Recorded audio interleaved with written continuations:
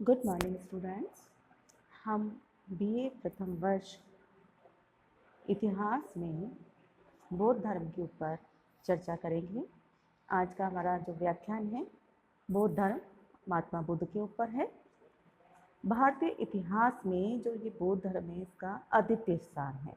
इस धर्म का उदय भी जैन धर्म की भांति 6ठी शताब्दी ईसा पूर्व में हुआ था और बौद्ध धर्म भी वैदिक धर्म और कर्मकांडों के विरुद्ध प्रतिक्रिया का ही परिणाम था।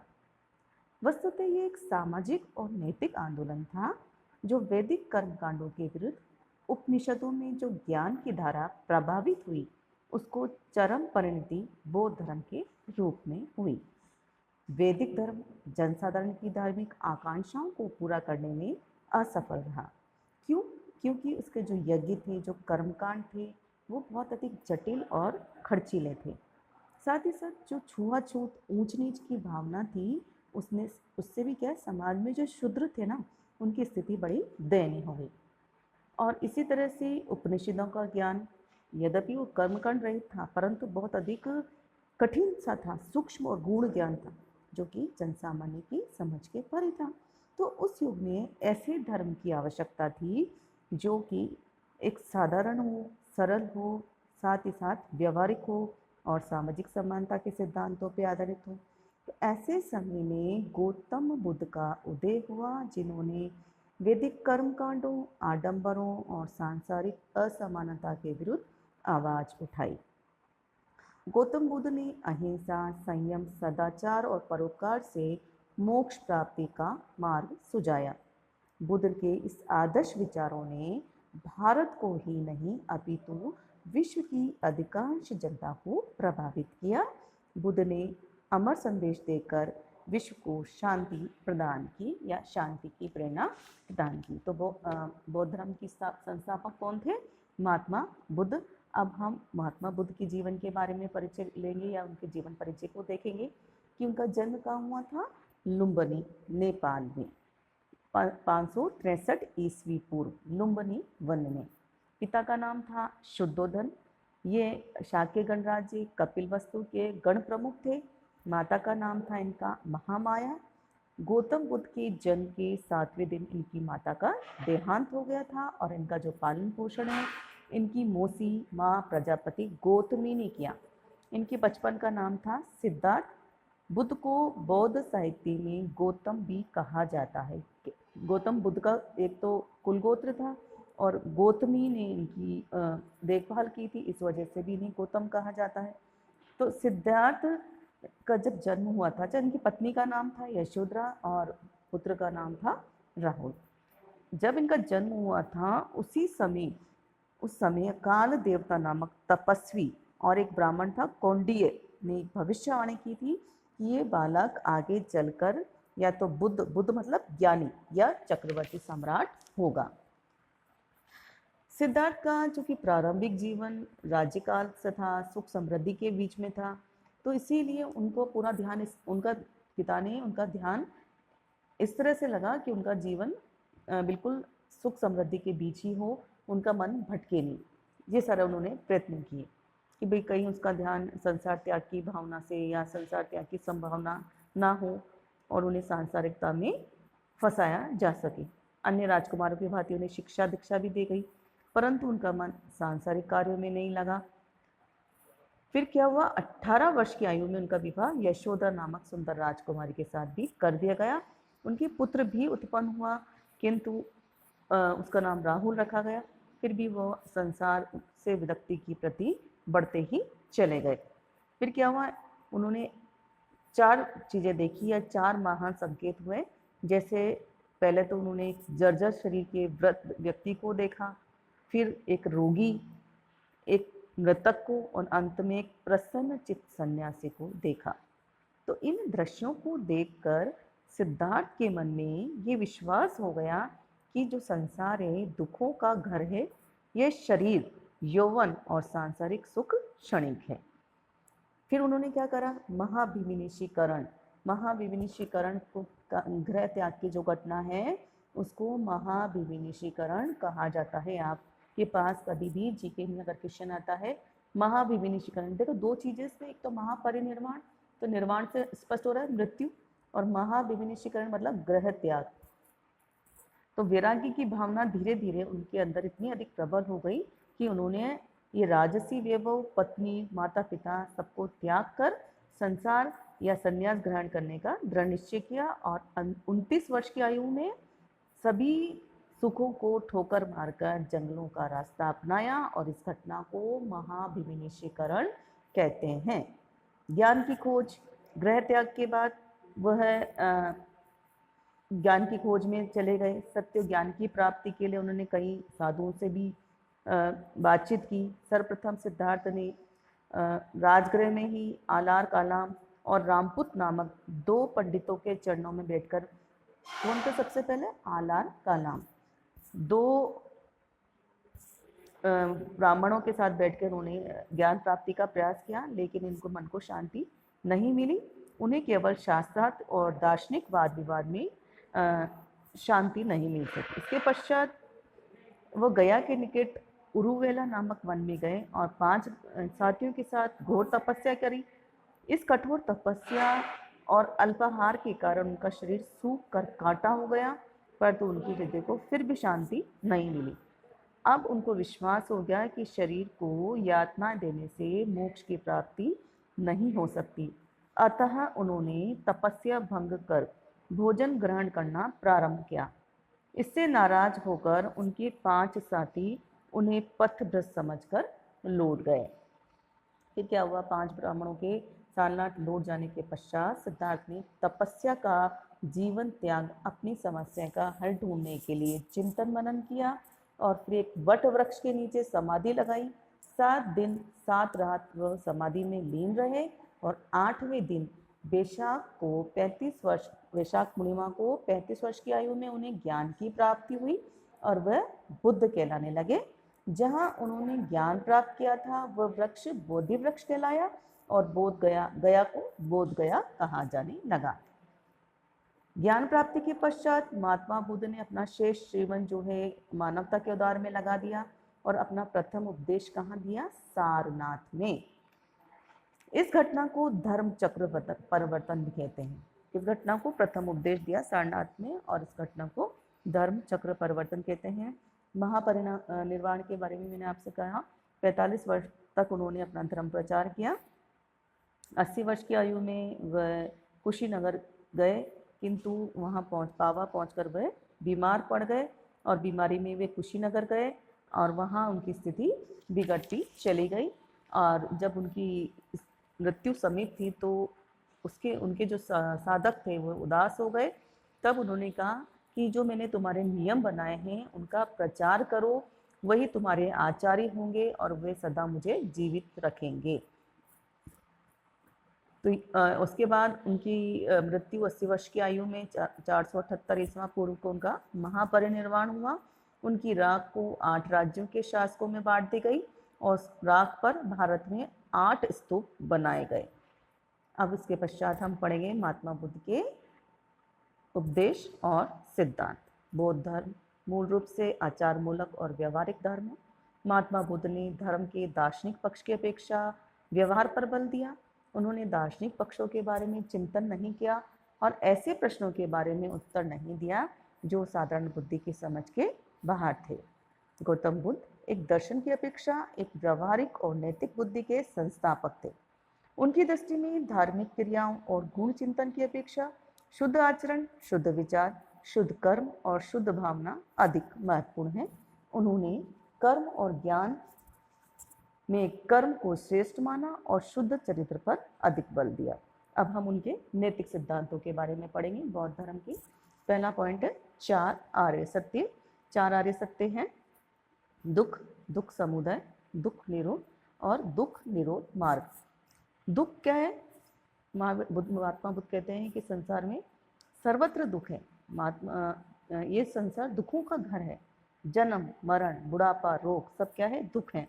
मानव को किसी अप्रिय वस्तु का मिलना भी दुख है और प्रिय वस्तु का बिछोह भी दुख है। यदि कोई को इच्छित वस्तु प्राप्त नहीं होती तो भी मानव दुखी हो जाता है। तो संसार में ऐसा कोई प्राणी नहीं है जिसे दुखों का सामना नहीं करना पड़ता। दुख समुदय, दुख समुदय दुख के कारण के संबंध में संसार में व्याप्त दुखों के कारणों की खोज दार्शनिक चिंतन की मुख्य विशेषता है। महात्मा बुद्ध ने भी दुखों के कारणों की इस खोज में एक विशेष सिद्धांत का आश्रय लिया, जिसे प्रत्यय समुत्पाद कहा जाता है।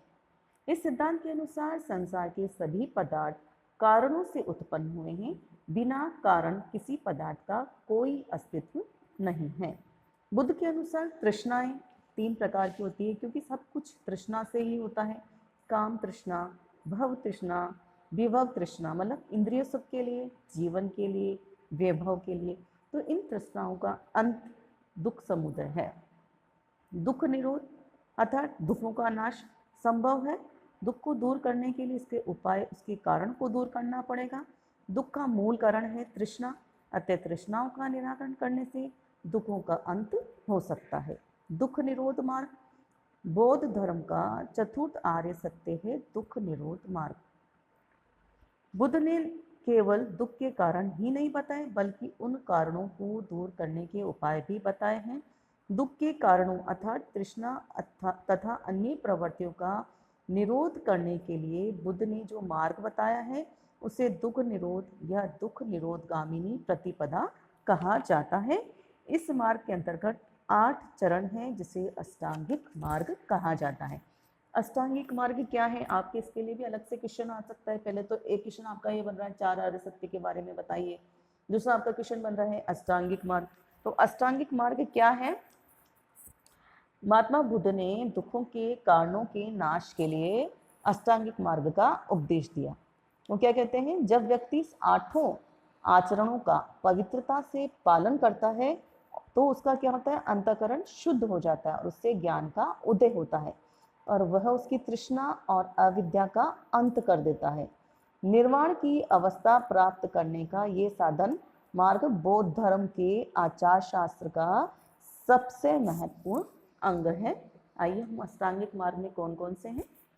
सम्यक दृष्टि, सम्यक संकल्प, सम्यक कर्ण, सम्यक आजीव, सम्यक व्यायाम, सम्यक समाधि और सम्यक स्मृति। ये है हमारे अष्टांगिक मार्ग। इसके पश्चात मध्य मार्ग पर बल दिया। मध्य मार्ग मतलब बुद्ध द्वारा दुख निरोध के लिए जो प्रतिपादित है अष्टांगिक मार्ग, इसको मध्य मार्ग भी कहा जाता है। मध्य मतलब बीच का मार्ग।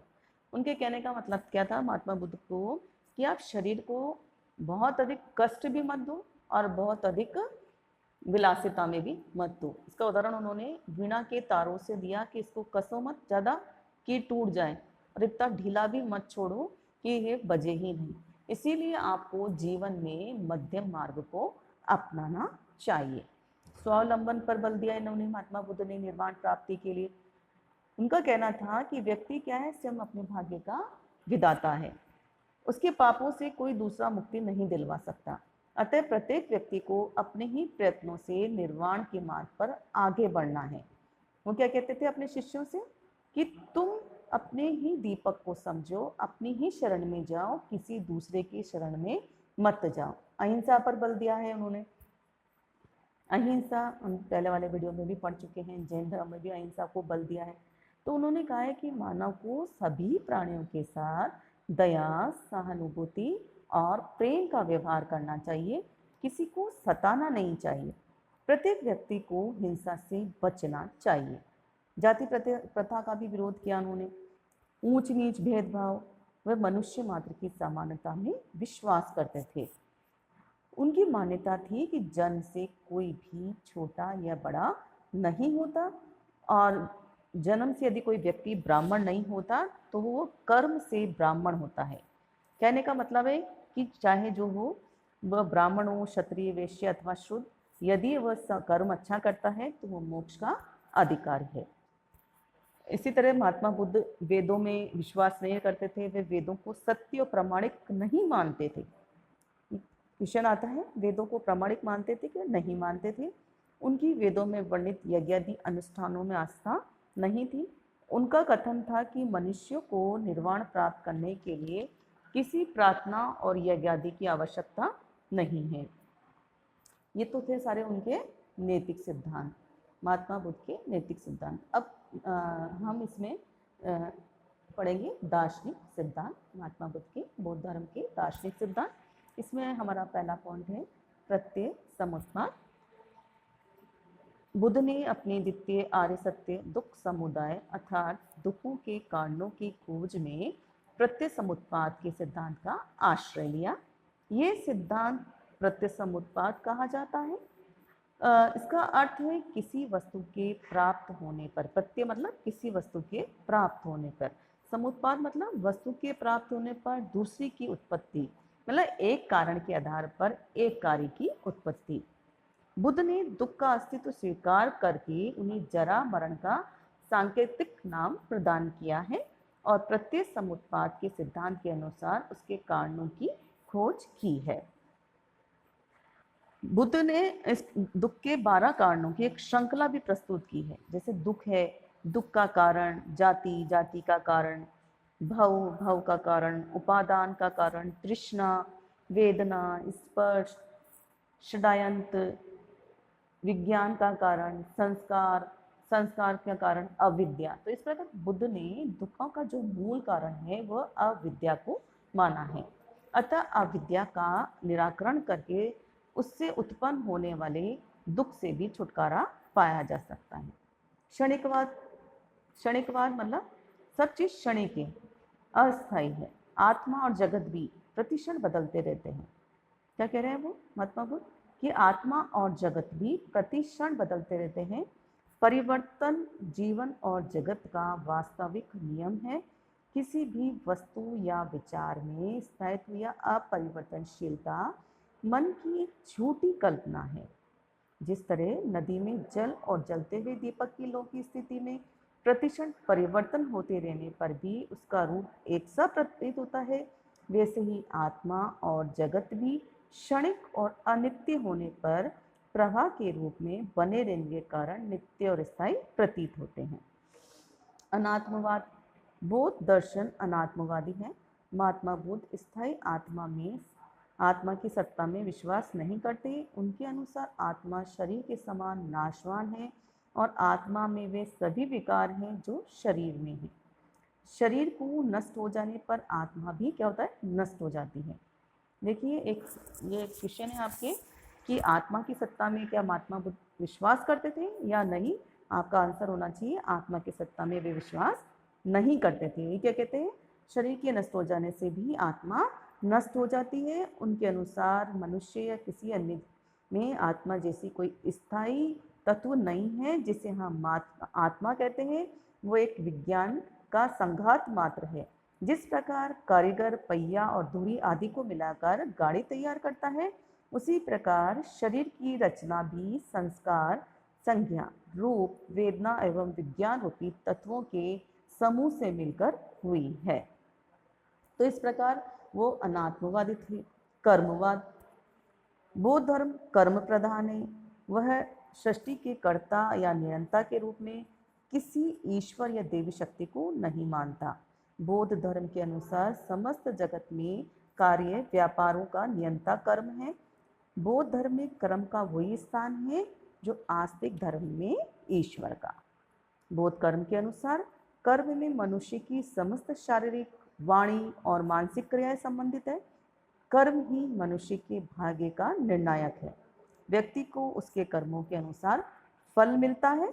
अच्छे कर्मों का फल अच्छा होता है और बुरे कर्मों का फल बुरा होता है। ठीक है, तो इसके बाद है हमारा पुनर्जन्म में विश्वास। महात्मा बुद्ध पुनर्जन्म में विश्वास रखते थे। ठीक है, रखते थे। बौद्ध धर्म के अनुसार प्रत्येक व्यक्ति को अपने कर्मों का फल भोगना पड़ता है। कर्मों का फल भोगने के लिए मनुष्य को बार बार जन्म लेना पड़ता है। बुद्ध के अनुसार वह पुनर्जन्म आत्मा का ही नहीं बल्कि अनित्य अहंकार का होता है। जिस प्रकार जल प्रवाह में एक लहर के पश्चात क्या होता है, दूसरी लहर आती है, तो ये कर्म लगातार चलता रहता है, उसमें कभी भी व्यवधान नहीं पड़ता। उसी प्रकार एक जन्म के पश्चात दूसरे जन्म का भी उदय होता है। ठीक है, अनिश्वरवाद, अनिश्वर, महात्मा बुद्ध ईश्वर की सत्ता में विश्वास नहीं करते थे। जब कभी भी महात्मा बुद्ध से ईश्वर के बारे में पूछा जाता था तो वह मौन रहते थे। कर्मवादी होने के कारण उन्होंने ईश्वर संबंधी प्रश्नों पर कभी भी मनन नहीं किया। उन्होंने एक स्तर पर यह भी बताया है कि आदि मानव को ही परिवर्तित मानव ने ब्रह्मवश ईश्वर मान लिया है। निर्वाण लास्ट सिद्धांत है हमारा निर्वाण। बौद्ध धर्म का चरम लक्ष्य। निर्वाण का शाब्दिक अर्थ है बुझा हुआ। कुछ विद्वान निर्वाण को विनाश की स्थिति मानते हैं, किंतु बौद्ध साहित्य के अनुसार निर्वाण का अर्थ है जीवन का नाश नहीं, वरन परम आनंद और शांति की अवस्था, जिसकी समता उपनिषदों के मोक्ष के आदर्श से ही की जा सकती है। निर्वाण राग द्वेष तथा उनसे उत्पन्न दुखों के नाश की अवस्था है। ये दुख तथा जन्म मरण के चक्र से मुक्ति का नाम है। निर्वाण शाश्वत शांति की अवस्था है, जिसे पाकर कुछ भी पाना शेष नहीं रह जाता। निर्वाण जीवन का अंत नहीं, वरन जीवन रहते हुए पूर्णता की प्राप्ति की अवस्था है। महात्मा बुद्ध ने मृत्यु के पूर्व ही निर्वाण प्राप्त किया था। निर्वाण का अर्थ है निष्क्रियता भी नहीं है, क्योंकि निर्वाण प्राप्ति के बाद भी बुद्ध धर्म प्रचार के कार्य में निरंतर रत रहे। तो ये था हमारा सारा आपके पॉइंट्स, जिसमें हमने बौद्ध धर्म के बारे में चर्चा करी, महात्मा बुद्ध के बारे में चर्चा करी, उनके उपदेशों को सुना, समझा। धन्यवाद।